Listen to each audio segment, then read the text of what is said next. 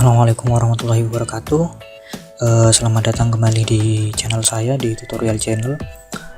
Kali ini saya akan membahas tentang bagaimana cara mengupdate data di dalam sebuah teknik pemrograman OOP di VB.NET.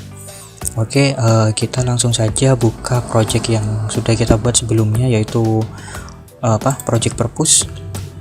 Kemudian jika teman-teman sudah mengerjakan di project yang lainnya, buka projectnya teman-teman.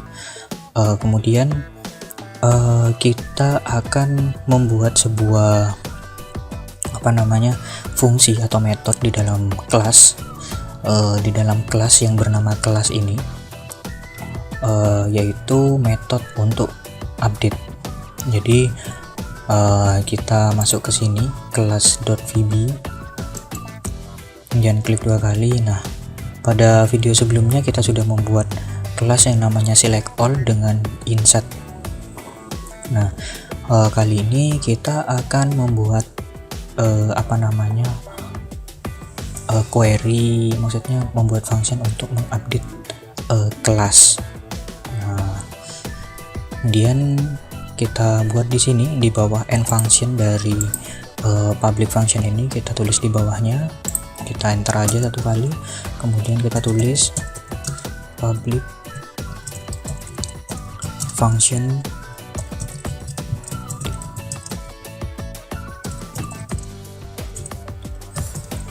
by nya. Nah, by nya ini adalah seperti yang saya jelaskan di tutorial sebelumnya. By nya adalah kelas, yaitu berupa sebuah objek. Nah, objek tujuannya apa? Nanti apa yang dikirimkan dari form itu, objek yang dikirimkan ke dalam form itu akan dimasukkan ke dalam by ini. Kemudian as boolean, seperti aturan yang saya sudah jelaskan di video sebelumnya. Kenapa boolean? Teman-teman bisa menyaksikan atau menonton video saya yang sebelumnya. Kemudian kita buat dim hasil as boolean sama dengan false.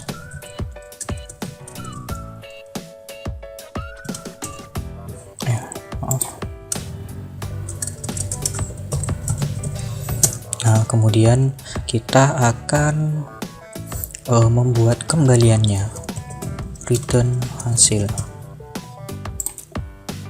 Nah, oke. Nah, di sini kita sudah membuat sebuah function berupa update kelas. Nah, karena di sini saya sudah punya codingnya, jadi saya tinggal kopikan aja isinya yang di dalam tadi. Nah, ini adalah coding yang sudah saya buat di sebelumnya. Kemudian tinggal kopikan aja di sini. Karena kita sudah buat dim hasil, maka kita akan kopikan yang SQL aja sampai di end try. Kita copy, kemudian kita paste di sini. Nah, ini sudah selesai. Kemudian kita masuk ke dalam form kelas di sini. Kemudian klik dua kali di tombol simpan ini. Nah, kita akan diantarkan ke dalam sebuah button simpan. Nah, ini adalah button simpan yang sudah saya buat. Jadi pada saat ini di running, kemudian data grid ini diklik dua kali untuk memindahkan data. Nah, pada saat data sudah dipindah, tulisan ini disimpan ini, tulisan simpan ini akan berubah menjadi update. Nah, bisa teman-teman lihat sendiri di sini. Nah, akan saya jelaskan sendiri.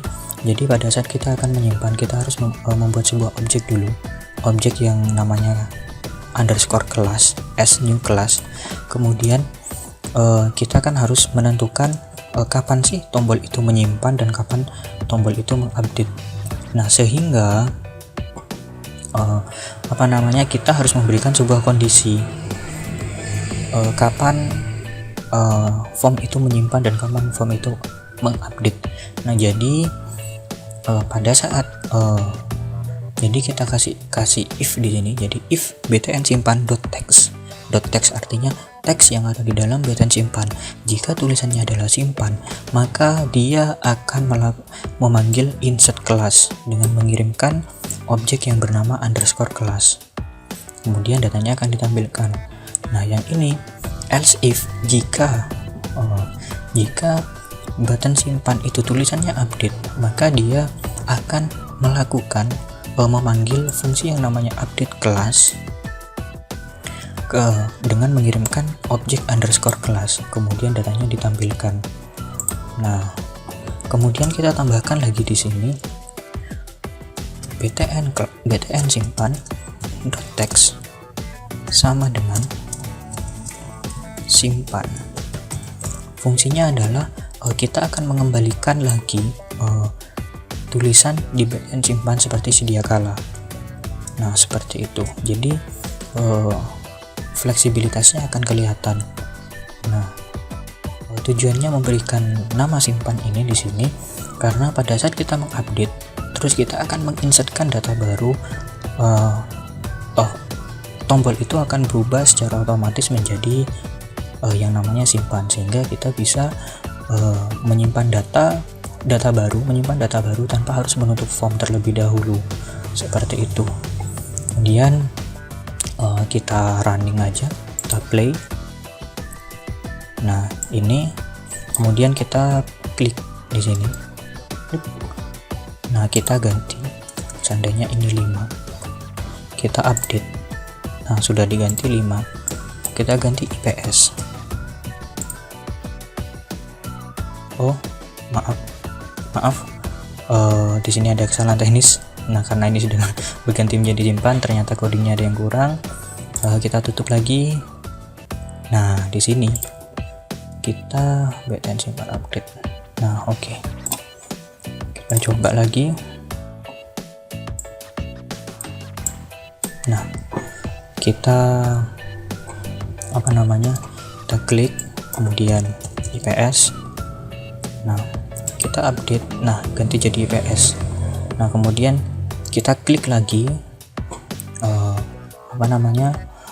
kita akan jadikan di sini IPA 2, kita update. Nah, akan ganti lagi. Nah, supaya teman-teman ini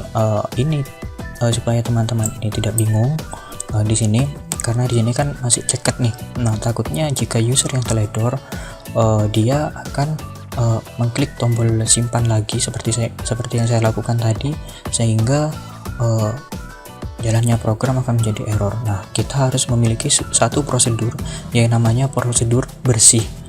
Nah, jadi kita akan tutup ini dulu, kemudian kita tambahkan di sini public sub bersih. Terserah teman-teman isinya seperti apa, mau bersih kayak mau clear atau hapus atau bagaimana, terserah teman-teman. Yang penting teman-teman mengerti isi coding itu. Kemudian kita tulis text tadi class .enable .clear, kemudian txt id class .enable, kita buka lagi enable-nya menjadi true, karena tadi pada saat diklik 2 kali id kelasnya di disable. Kemudian txt class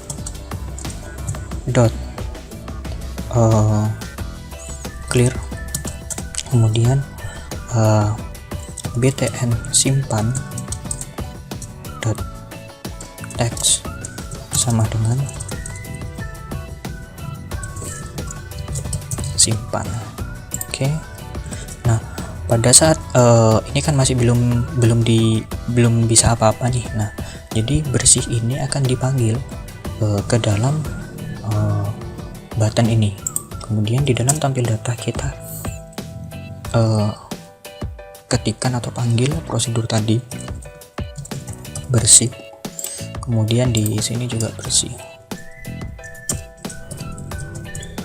Oke. Kemudian kita lihat apa yang terjadi. kita play, kemudian kita klik 2 kali, kemudian kita ganti ini 1, update. Nah ini sudah kosong. Nah kemudian kita isikan lagi K004,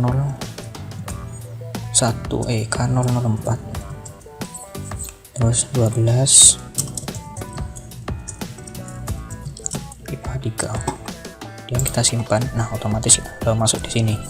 Nah bagaimana cara memfilter agar ini yang kita masukkan ini tidak sama dengan sebelumnya, nanti kita akan bahas. Kita akan membuat sebuah metode yang namanya cek data.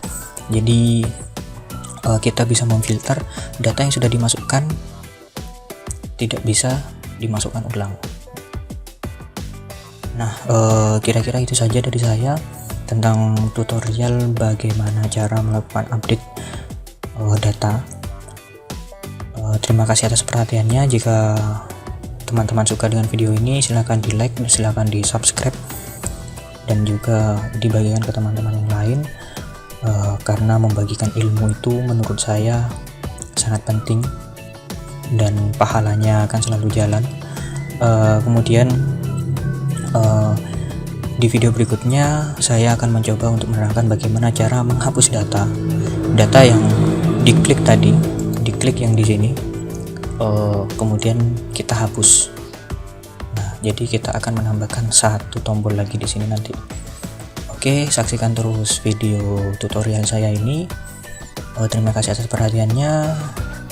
Assalamualaikum warahmatullahi wabarakatuh.